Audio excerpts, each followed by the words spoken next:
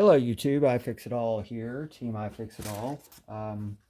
Went through a little bit of a absence because YouTube had banned me for making a video called Pine Needle Tea. Yeah. And I don't know. It's back up again. They made a mistake.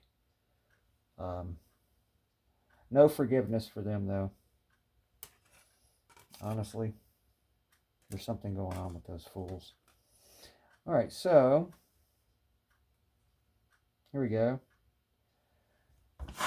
I did a clamper video a while back, and this is my rendition of a clamper out of scrap parts I had laying around. This entire shape right here was already existing. It was a part off of a Kia Sophia. I don't know what it was dialed into or whatever, and this is just a spanner bolt from telecommunications specific type bolt. And then someone had made a comment, and it was a really constructive comment because I wrench on cars too, and the fella said I couldn't use that on a car. The clearances, you know, how much room he has. Well, he's right. And I'm thinking, well, I like my clamper. I wish I could use it more often. How do I get the profile? You know, the pipe is, let's say, there's this pipe over here. Pipe is here, and you don't have the swing area. How do I solve that? I haven't posted any videos because I've been specifically thinking about just this. How do I turn this required space, turn it 90 degrees so that you're doing the work at a 90 degree angle, you know, like the ratchet. And I discovered that now I've gotten this converted into this. This is the clamper. I like how it works. Alright, so check this out. This is just a lightly modified bolt.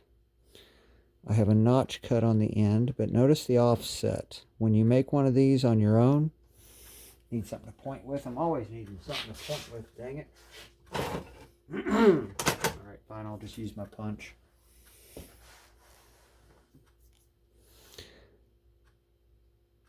The height of this side is higher than this side. I'll show you that in a second. And this end has a magnet, and a neodymium magnet that is profiled for a purpose. So that's the clamper tool right there. That does everything this thing does. However, all you need to do is modify one of your existing tools, which is an extension, 1/4 inch extension, a couple of holes with beveled entryways drilled through. So the entire task to use the clamper looks like this right here.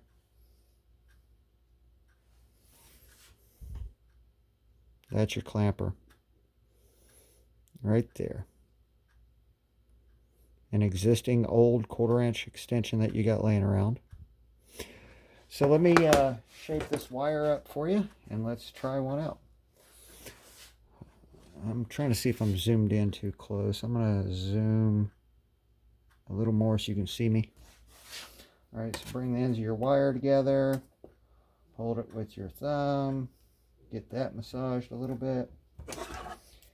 I found out that I can just take a pair of needle nose. Do that. I kind of like that.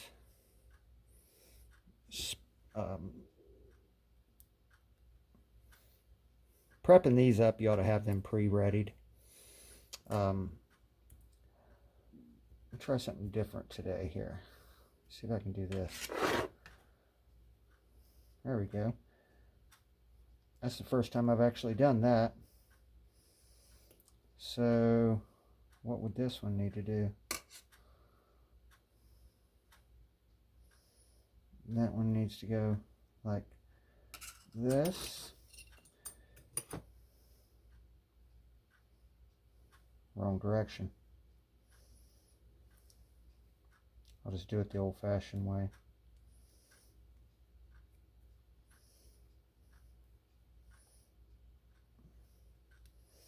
I'm gonna learn how to spin those around. I saw something in my mind about how I would do that when I was imagining having to prep these up quick.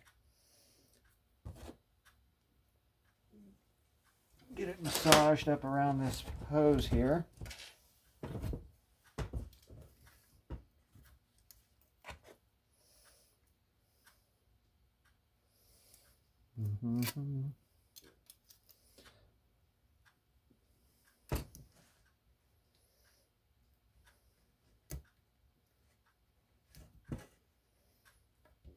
All right.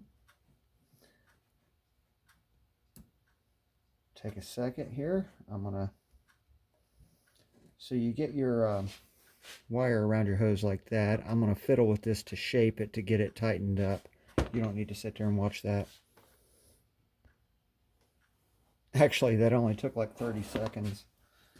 So take my ratchet, set it to the side, feed these two wires through these holes here. What you have to do is prep this in, just kind of get your depth established. Put the long side of your sled of your clamper facing the hose.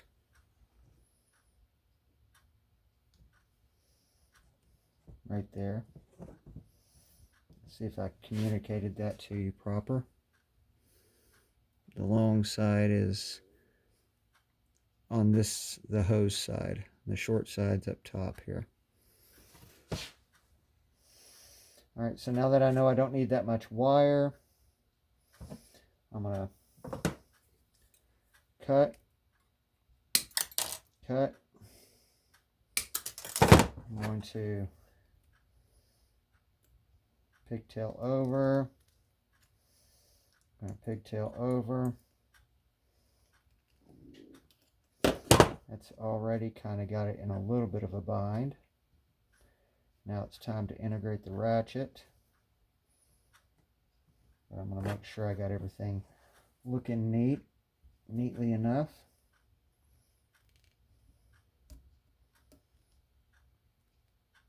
Okay.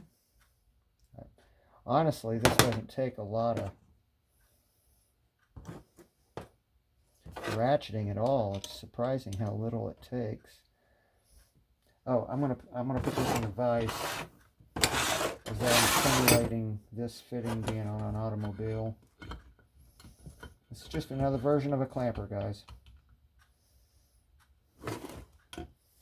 So I'm gonna tighten.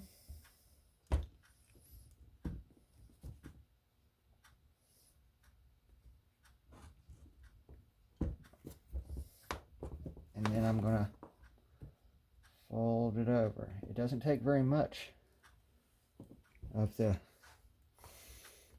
clamper to... There's hardly no adjustment. Get the ratchet off there. Come on. There we go. Okay. There we go. And we're out.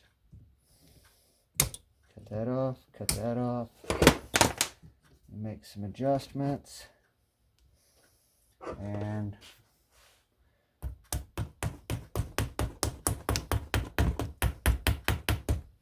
voila. I'm going to give you a close-up of this to see how deep it penetrated into the rubber. There's a scuff mark on the hose, but that was not from the clamper. It could have been from the threads of this. Oops, I'm sorry. Yeah, maybe it was. So yeah, probably grind your threads off. Smooth this thing out. Or make it out of a bolt that has a shank to where it's smooth. But there you go. I think I just totally kicked the clamper's ass. That's the clamper right there.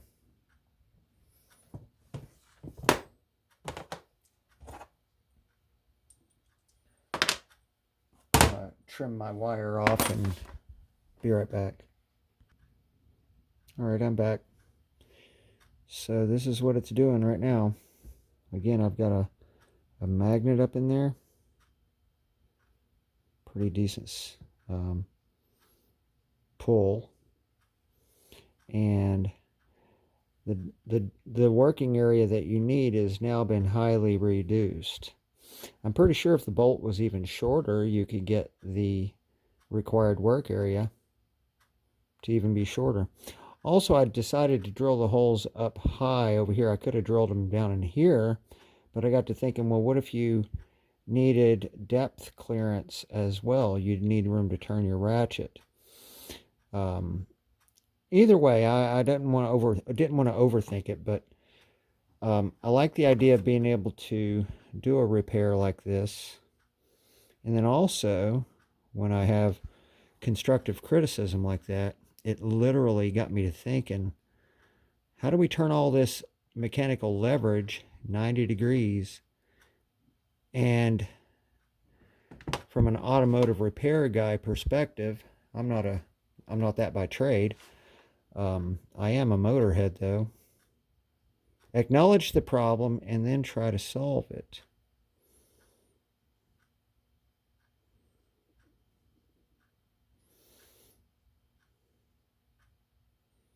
Not as much fiddling around as before. I did use coat hanger on the other clamper. I think that tool there has its application.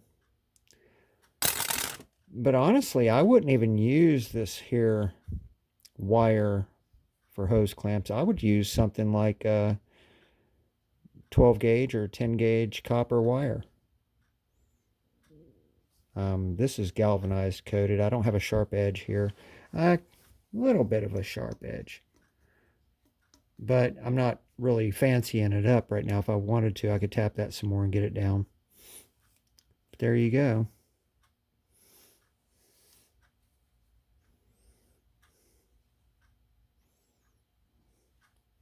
It's got a good squeeze on it. You can see the light reflecting off of the bulging rubber, which is telling us it's definitely biting in.